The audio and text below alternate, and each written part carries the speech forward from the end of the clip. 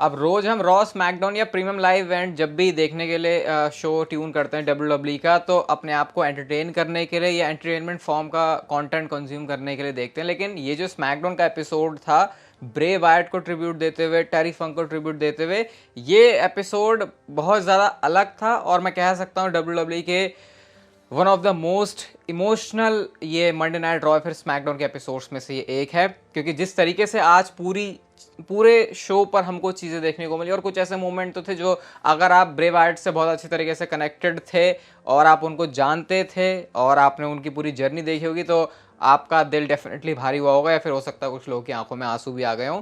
आज की जो स्मैकडाउन की स्टार्टिंग है वो जैसा एक्सपेक्टेड था।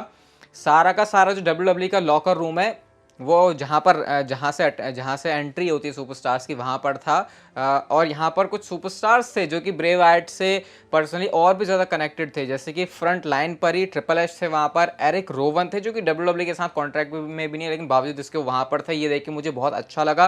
ब्रॉन स्ट्रोमैन भी खड़े थे, कोडी रोड्स भी वहाँ पर होते हैं, बॉबी लेस्ली, एलन नाइट, सारे के सारे सुपरस्टार्स एकदम आगे खड़े हुए थे। और इसके बाद माइकल कोल अनाउंस करते हैं कि आज का जो शो है वो ट्रिब्यूट होने वाला है टेरी फंक के लिए, हॉल ऑफ फेमर टेरी फंक के लिए, और वन एंड ओनली ब्रे वायट के लिए। जिसके बाद 10 बेल जो डब्ल्यू का सैल्यूट है ट्रेडिशनली वो किया जाता है। क्राउड वहां पर एक जो माहौल बना रहा था ना, मतलब ऐसा तो था कि सबको पता है कि काफ़ी बुरा माहौल है, और ये वो टाइम है जो कि किसी ने भी एक्सपेक्ट नहीं किया था और ना कोई चाह रहा था कि ऐसा कुछ हो। क्योंकि टेरी फंक के ठीक बाद ब्रे वायट जिनके बारे में ट्रैजिक न्यूज़ हमको पता चली, तो इसके बाद जो वहाँ का क्राउड है उसने अपने जो सारे फायरफ्लाई की तरह जो फ्लैश लाइट्स उनको ऑन कर लिया था। शुरू में सारे लोग थैंक यू ब्रे के चैंट लगा रहे थे। और एक बार आप सिर्फ इस पिक्चर को देखो, अगर अगर अगर पिक्चर को फील किया जा सकता है तो इसमें ब्रॉन स्ट्रोमैन और एरिक रोवन के इमोशन मुझे नहीं लगता कि वो एक्सप्रेस भी कर सकते हैं वो कैसा फील कर रहे होंगे। क्योंकि वाइट फैमिली जिसको हमने देखा था, जो 4 बंदे ये इतनी डोमिनेंट फैक्शन हुआ करती थी आज से कुछ साल पहले, अगर हमने कोई फैक्शन वाली राइवलरी को पिछले 10 सालों में इंजॉय किया होगा सबसे ज़्यादा, तो मेरे ख्याल से वो शील्ड और वाइट फैमिली की ही है। तो ये 2 सुपरस्टार्स रह गए वाइट फैमिली के अंदर अब, और 2 सुपरस्टार्स ब्रोडी ली, ल्यूक हार्पर, जिनको हम डब्ल्यू में जानते थे, और ब्रे वाइट अब वो इस दुनिया में नहीं है। तो इनके लिए ये डाइजेस्ट कर पाना कितना मुश्किल होगा, ये तो मतलब बताया भी नहीं जा सकता है। इस पूरे जो शुरुआत में ओपनिंग वीडियो थी, यहाँ पे एंड में रॉकिंग चेयर जो ब्रे वाइट की थी, जिसमें बैठ के उन्होंने काफ़ी सारे अपने प्रोमोज विनियर्स में देखा, इवन रिंग के बीचों बीच बैठा करते थे। वाइट फैमिली के मैचेस जब होते थे तब वो रिंग साइड पे बैठा करते थे, वो रॉकिंग चेयर थी। और इतना इमोशनल सेगमेंट डब्ल्यू ने यहाँ पर पुल किया जब ब्रे वाइट नहीं है वहाँ पे, क्योंकि वो है भी नहीं अब वहाँ पे, और रॉकिंग चेयर होती है सिर्फ वहाँ पे जो कि ऐसे मूव कर रही होती है, और उसके ऊपर लाइट्स थी। ब्रॉन स्ट्रोमैन की आंखों से आंसू रुकने का नाम नहीं ले रहे थे। एरिक रोवन को भी वैसे ही देखा जा सकता था। इवन एजे स्टाइल्स की आंखों में भी आंसू थे। लास्ट टाइम ये कुछ वैसा मोमेंट क्रिएट हुआ जो डब्ल्यू अपनी हिस्ट्री में याद नहीं रखती है अब।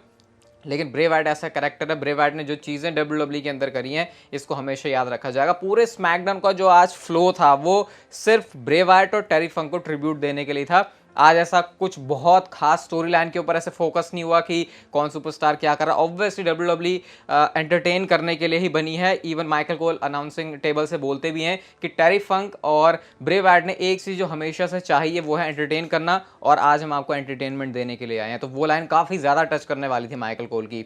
इसके बाद स्मैकडाउन प्रोग्रेस तो करता है आगे, लेकिन हर जगह पर हर मूवमेंट पर बीच बीच में ब्रे वाइट के क्यूआर कोड्स हमको दिख रहे थे। ब्रे वाइट के जो डब्ल्यू के स्पेशल मूवमेंट्स हैं वो भी हम लोग देख रहे थे। जैसे आज शो पर ग्रेसन वॉलर और रे मिस्टीरियो का मैच था। मैच कैसा था, क्या था, उसके बारे में क्या ही बात करें। आर्म बैंड पहन के आए हुए थे हाथ में अपने रे मिस्टीरियो, जहाँ पे उन्होंने ब्रे वाइट यानी कि BW और टेरी फंक TF लिखा हुआ था। इवन जो रनिंग सेंटोन भी लगाते हैं ब्रे वाइट, उस मूव का भी यूज़ किया था रे मिस्टीरियो ने। और अगर रिजल्ट भी इसका बताऊं तो विनर यहाँ पे रे मिस्टीरियो बन जाते हैं मैच में, क्योंकि रिंग साइड पर ग्रेसन वॉलर और रे मिस्टीरियो के मैच में ऑस्टिन थ्योरी आ जाते हैं। अब शो पर जैसे मैंने आपको बताया पूरे टाइम पर क्यूआर कोड चल रहे थे। जेलिना वेगा ईओ स्काई का भी मैच था जो पहले से एडवर्टाइज था, तो कुछ चीज़ें डब्ल्यू ने शो पर करी। जैसे ईओ स्काई ने चैंपियनशिप रिटेन कर ली। शो पर जिमी ऊसो भी आ जाने वाले थे, लेकिन क्योंकि क्योंकि मेरे ख्याल से ब्लड लाइन की स्टोरी लाइन अपने आप में ऐसी है जो कि इस चीज़ में बिल्कुल भी फिट नहीं बैठ सकती। अब ऐसा तो नहीं हो सकता कि पूरे शो पर सिर्फ कोई रेसलिंग मैच नहीं हो रहा, क्योंकि वो चीज़ मतलब ऑब्वियसली रेसलिंग कंटेंट है डब्ल्यूडब्ल्यू, तो फिर वो चीज़ होगी शो पर। और माइकल कोल ने वो जिस तरीके से बोला था कि टेरी फंक और ब्रे वाइट ने हमेशा से ही एंटरटेन करने के लिए देखा है, तो फिर वो एंटरटेनमेंट की फॉर्म ही आज हमारे सामने थी। कोडी रोड्स का एक बहुत बहुत ज़्यादा टच करने वाला प्रोमो था। मतलब एक तो कोडी रोड्स वैसा इंसान है, जब भी आप उनके मुंह से कुछ बात सुनते हो तो हमेशा कनेक्टेड फील करते हो, और आज जिस तरीके से उन्होंने ट्रिब्यूट दिया ना सिर्फ टेरी फंक को बल्कि ब्रे वायट को भी, उन्होंने कहा, उन्होंने ग्रेटेस्ट काउबॉयज बताया अपने अपने वे में ब्रे वायट को और साथ में टेरी फंक को। इवन टेरी फंक को ट्रिब्यूट देते हुए जो मैच भी होता है स्ट्रीट प्रॉफिट्स और ब्रॉलिंग ब्रूट्स के बीच में, वो टेरी फंक हार्डकोर मैच था। आज स्ट्रीट प्रॉफिट्स की तरफ से एक्शन था, मैच वो जीते भी बॉबी लेस्ली की हेल्प से। वो एक चीज़ देख के शो पर एक रेसलिंग वाला एस्पेक्ट डब्ल्यूडब्ल्यू ने डाला हुआ था।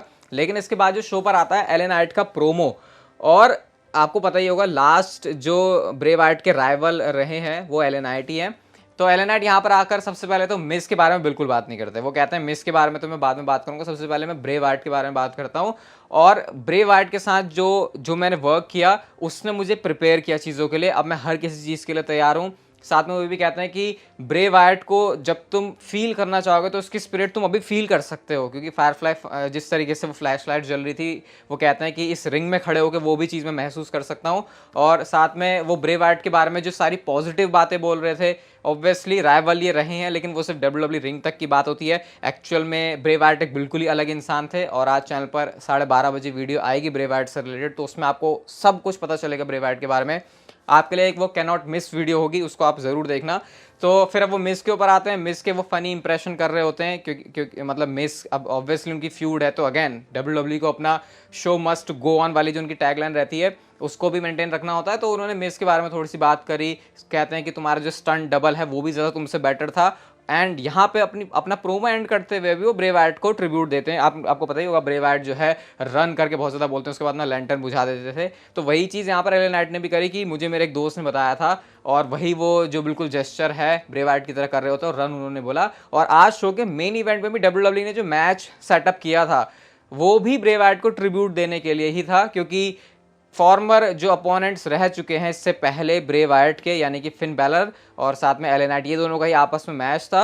और इस मैच के अंदर भी एले नाइट को काफ़ी पॉजिटिव चीज़ हुई उनके साथ, क्योंकि उन्होंने फिन बैलर को इस मैच में हराया है।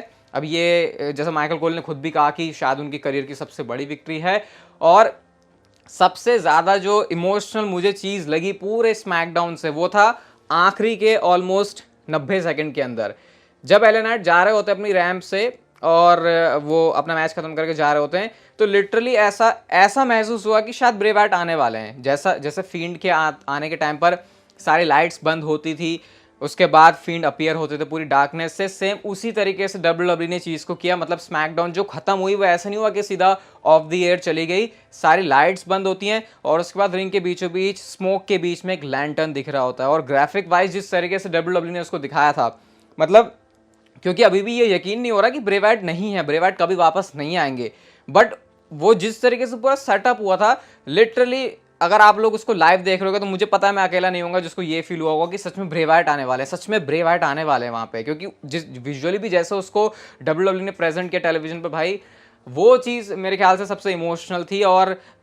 ये डब्ल्यूडब्ल्यू फैंस के लिए भी काफ़ी वैसा वक्त था, क्योंकि हमने इससे पहले अगर कोई हॉल ऑफ फेमर है या फिर कोई अपनी एज में जाके फिर उसकी डेथ होती है तो फिर भी वो एक बार को एक्सेप्ट हो जाती है बात। लेकिन ब्रे वायट जिसको हम बोल रहे हैं कि शायद वो अगले पीपीवी में आ सकता है, अगले रॉ में आ सकता है, अगले स्मैकडाउन में आ सकता है, उस सुपरस्टार के लिए ये बात अभी भी एक्सेप्ट नहीं हो रही है। और पूरा सोशल मीडिया, पूरा रेसलिंग वर्ल्ड, ना सिर्फ मैं डब्ल्यूडब्ल्यू की बात कर रहा हूँ बल्कि हर जगह इसके बारे में बात हो रही है। इवन सेथ रॉलिंस का भी वीडियो रिएक्शन आता है स्मैकडाउन से ठीक पहले, जहाँ पे सेथ रॉलिंस की आंखों में आंसू थे। सेथ रॉलिंस की ब्रे वायट के साथ पहले फ्यूड हो चुकी है, आपको याद ही होगा, जिसको क्रिटिसाइज भी किया गया था काफ़ी। बट अब उस क्रिटिसिज्म के बारे में कोई क्यों सोचेगा, कोई क्यों बात करेगा, वो कैसा था, क्योंकि जब पता चलता है उनसे भी काफ़ी सारी बड़ी चीज़ें होती हैं ज़िंदगी में, और वो रियलाइजेशन ऐसे मौक़ों पर होता है जब हम ब्रे वायट जैसी चीज़ को एक्सपीरियंस करते हैं। इवन ऊसोस का भी रिएक्शन आता है, अब वो ऑब्वियसली थोड़े बेबी फेस वाले कैरेक्टर में रहते हैं, इसी वजह से उनका रिएक्शन था। ये आप लोग उनका ट्वीट देख सकते हो। तो बेसिकली आज का जो पूरा स्मैकडाउन था